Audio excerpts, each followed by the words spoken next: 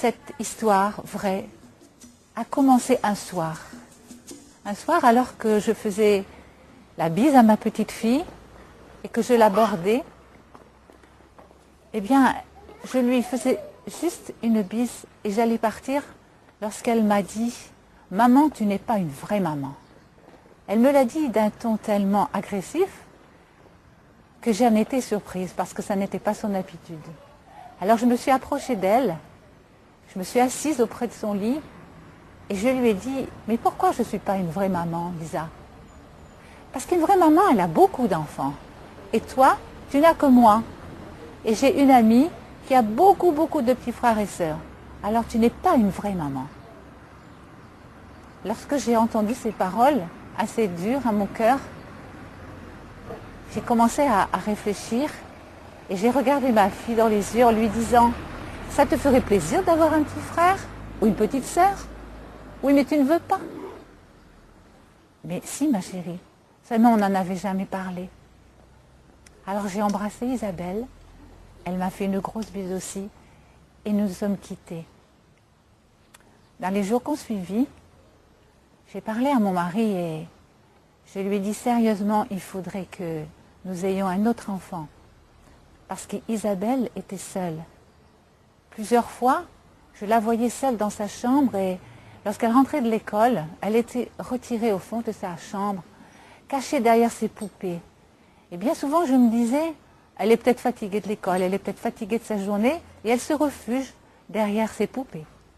Mais en réalité, en réfléchissant plus loin, eh bien j'ai compris, et nous avons compris, mon mari et moi, que cette petite fille était dans la solitude et qu'elle en souffrait. Alors nous avons décidé d'avoir un bébé. Donc je me suis trouvée enceinte 3 mois plus tard. Et lorsque je me suis vue enceinte, physiquement, quand j'ai vu que mon ventre grossissait petit à petit, alors je ne sais pas pourquoi et je ne sais pas ce qui s'est passé. J'ai commencé à être dépressive. Dans mon cœur, je voulais cet enfant. Mais physiquement, je le refusais.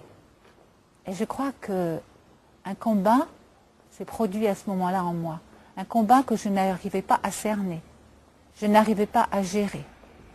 Et au fil du temps, c'est-à-dire 3-4 mois après, j'ai commencé à ne plus m'alimenter.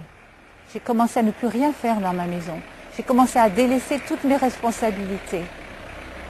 Et je suis allée même à faire des tentatives de suicide.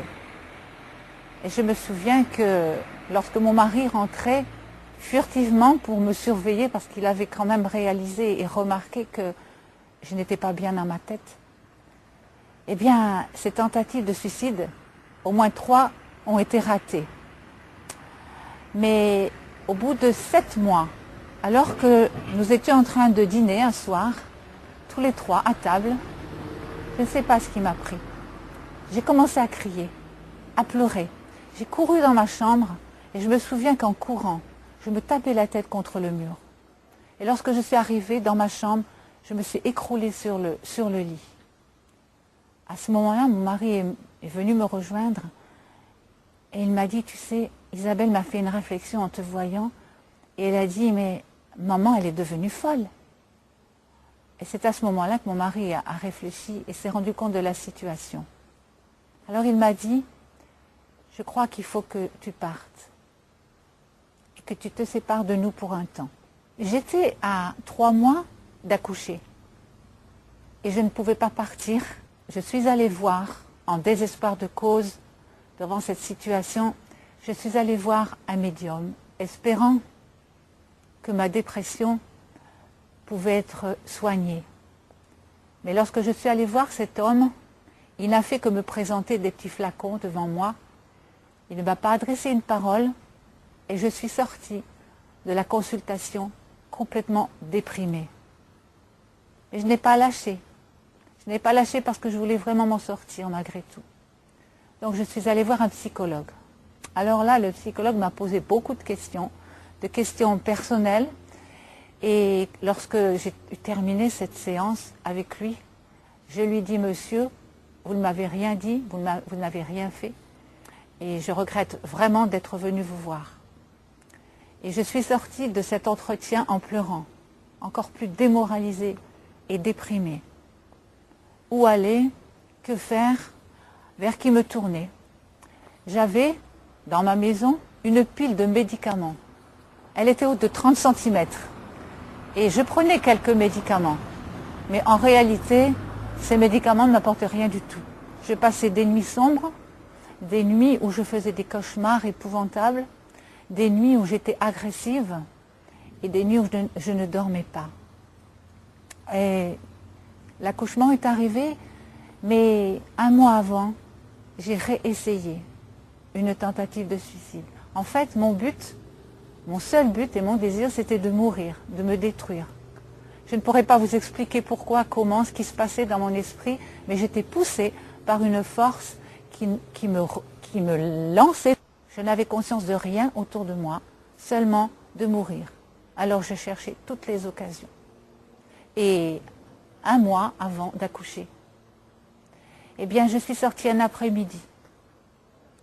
Et mon idée, c'était que je traverserais une rue et au moment où une voiture arriverait, je m'y arrêterais afin que cette voiture passe sur moi et me détruise. Et c'est ce que j'ai fait. Un jeudi après-midi, à 3 heures l'après-midi, je me suis promenée un peu sur le trottoir et à un moment donné, j'ai vu qu'il y avait beaucoup de circulation, les voitures passaient très très vite. Alors je me suis avancée lentement sur le passage clouté et lorsque je suis arrivée au milieu, je me suis arrêtée net. Net, et j'ai fermé mes yeux et je me suis dit à haute voix, et j'ai dit à haute voix, c'est fini maintenant, ça y est, ça y est, ça y est, c'est fini. Et alors que j'espérais ne plus exister, j'ai entendu un crissement de pneus, j'ai entendu des cris, j'ai entendu des femmes et des hommes et des personnes qui étaient à côté de moi et qui criaient. Et à ce moment-là, eh bien, j'ai réalisé que j'étais toujours vivante. Alors j'ai couru jusqu'à la maison. J'ai couru et j'étais essoufflée. Lorsque je suis arrivée, mon mari était là. Il m'a dit, mais où est-ce que tu étais? Mais qu'est-ce qui s'est passé? Je n'arrivais pas à respirer. J'étais enceinte de 8 mois et j'étais très, très forte, très grosse. Et j'ai expliqué à mon mari, en fait, ce que j'avais fait. Et alors là, il a décidé de prendre rendez-vous avec le médecin. Et nous avons eu le rendez-vous le soir même.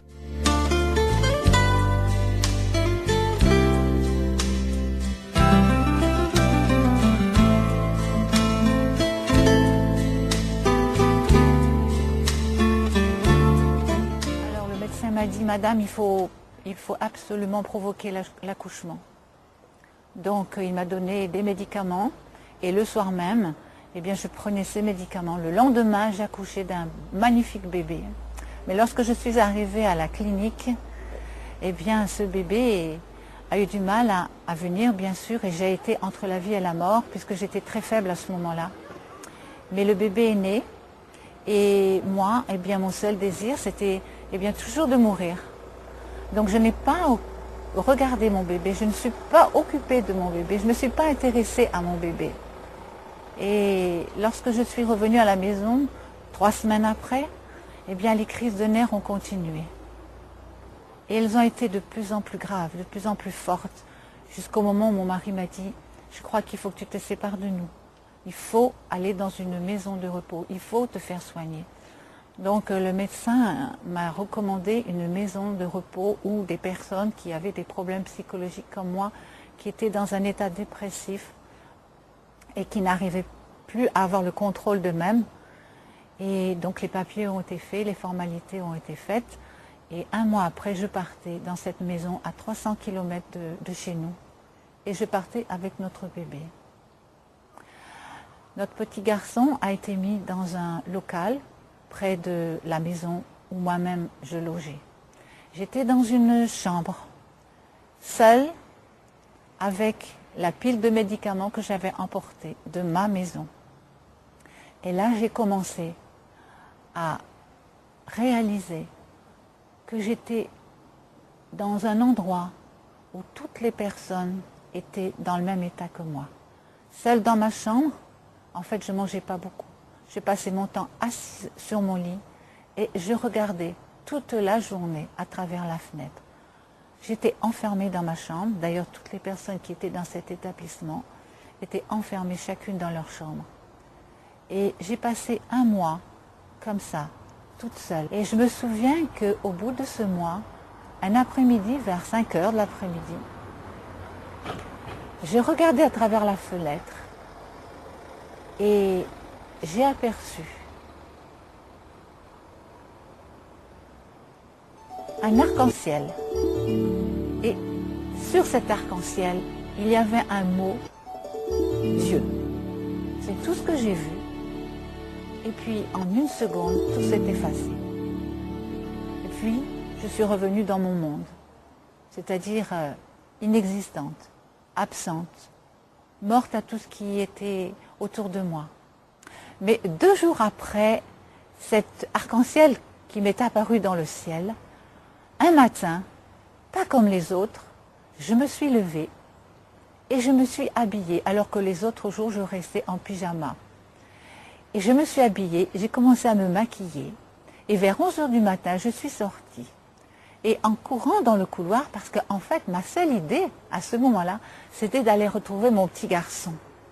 Alors, je courais dans le couloir et la directrice m'a arrêtée. Elle m'a dit, « Madame Prunier, où allez-vous comme ça ?»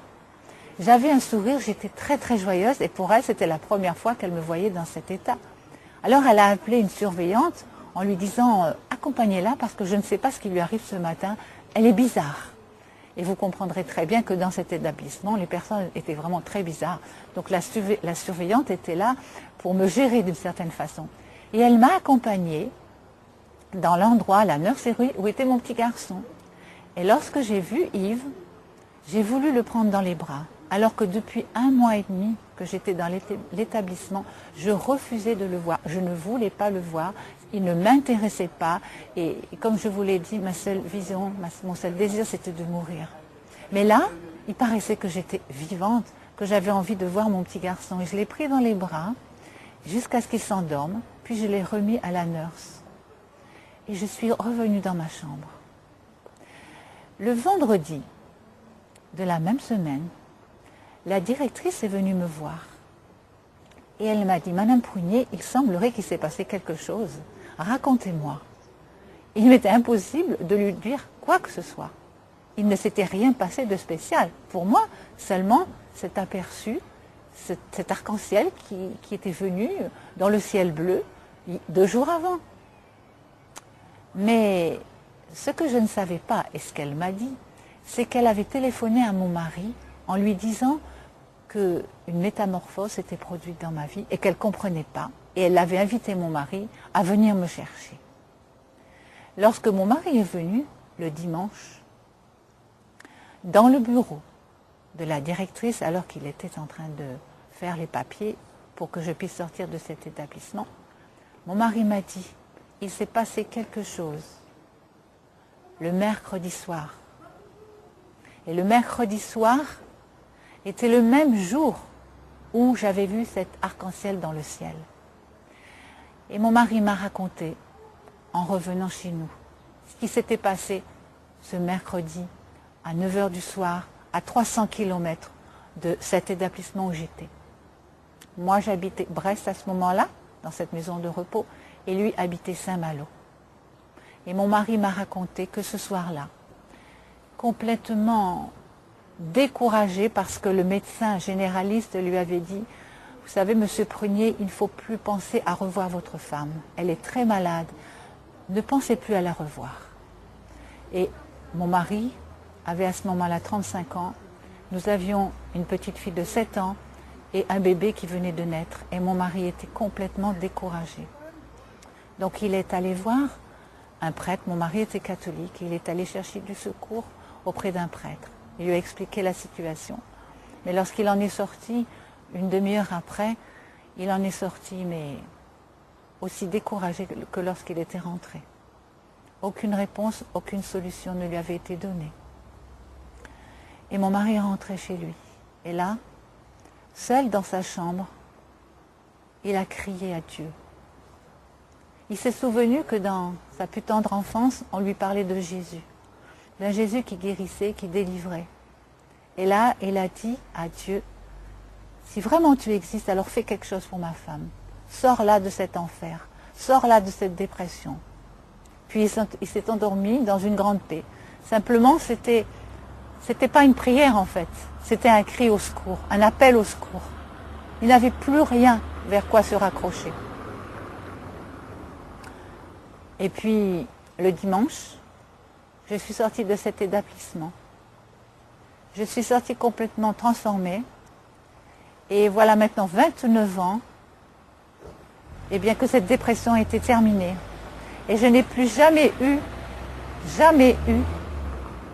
de pensée négative, d'idées de suicide, de découragement aussi puissant que ceux qui m'acculaient, qui m'écrasaient. Comme vous me voyez aujourd'hui, eh bien, il y a 29 ans que j'ai été délivrée de cette dépression. Non pas à travers la prière d'un homme ayant une grande foi, une grande croyance, mais seulement et simplement parce qu'un homme découragé a crié au secours et Dieu a répondu.